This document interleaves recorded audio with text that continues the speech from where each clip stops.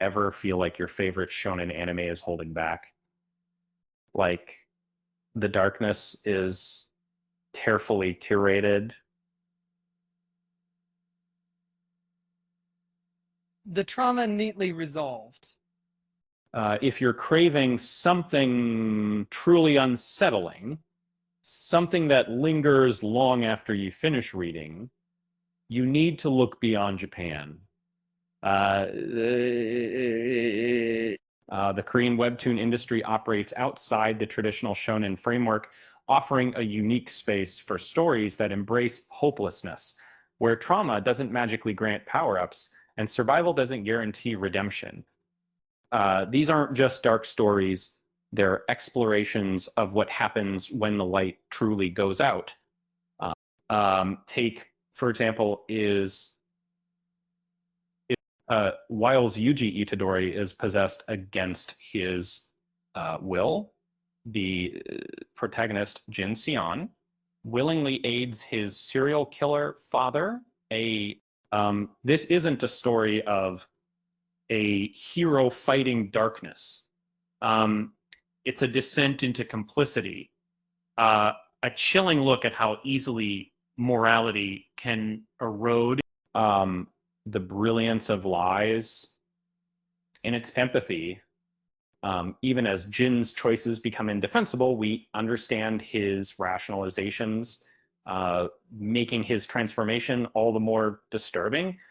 Um, it's a slow burn of moral compromise, uh, far more unsettling than any sudden outburst of power. Uh, and then there's, which strips away the comforting logic of even the most frightening stories. They were one moment, unlike clear rules and identifiable enemies, constructs dread from fractured perception and constant suspicion. Um, it's a story where confusion is more exhausting than fear. And the creative team behind refuses to offer interpretive safety. Uh, Paranoia permeates every panel, and even moments of calm feel contaminated. It's a masterclass in atmosphere, uh, proving that horror doesn't always need escalation. It just needs to feel wrong. Takes a different approach, opting for uh, almost complete silence. Following a boy and a girl in a post-apocalyptic world, it communicates through gesture and expression.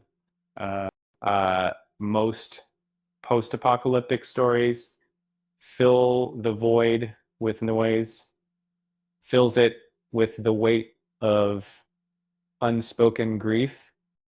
Every act of cruelty in lands without cushioning, the lack of motive or consequence forces us to witness rather than read uh, the devastation, and it's a raw, visceral experience that's carnage, for all its brilliance, can't quite replicate to see dives even deeper, portraying abuse as something that reshapes a person's entire reality, um, where uses suffering up to strengthen conviction, strips away that structure entirely. Uh, Violence doesn't build resilience, it erodes identity. What makes truly unsettling is the casualness of its cruelty. The perpetrators aren't monstrous, they're ordinary people perpetuating normalized abuse. Uh, um, it's a chilling reminder that evil doesn't always roar. Sometimes it just quietly takes over. Um, uh, it presents a depopulated soul, never explaining why depopulated soul, never explaining why It treats the absence of civilization as a psychological condition, forcing the protagonist to confront whether the version of himself that remains is even worth preserving. The surreal imagery of argues for meaninglessness. The protagonist's grip on purpose loosens with each chapter, and the story frames that loosening not as a crisis to overcome, but as a reasonable response to an unreasonable world. That it operates as a horror anthology structured around a therapist's case files. The clinical frame creates a disturbing context, forcing us, like the therapist, to remain composed as the sessions descend into darkness. The therapist herself remains enigmatic, her own psychology felt only through absence. This ambiguity recontextualizes previous sessions, transforming compassion into something far more frightening. Follows residents of a apartment complex as an outbreak, transforms people into monsters, shaped by their deepest desires and fears. Each monster is a confession of visible manifestation of what the person was already carrying. Unlike where demons choose power, is that maybe all of them are based on power, chosen power. And this speaks to a darker truth about human nature and the compromises survival demands in places that it's danger inside seemingly safe institutions, following adults who exploit children.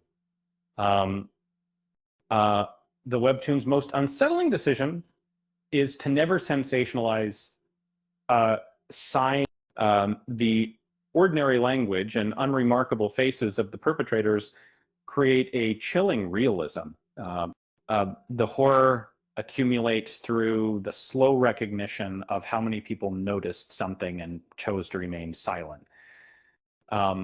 It's a story not about monsters, but about the systems that protect them. A critique that lingers long after you finish reading. So if you're looking for a webtoon that will truly haunt you, something that goes beyond the typical shonen tropes, these are the stories to explore. And they're dark, unsettling, and ultimately profoundly human. With that said, thanks for watching, and until next time.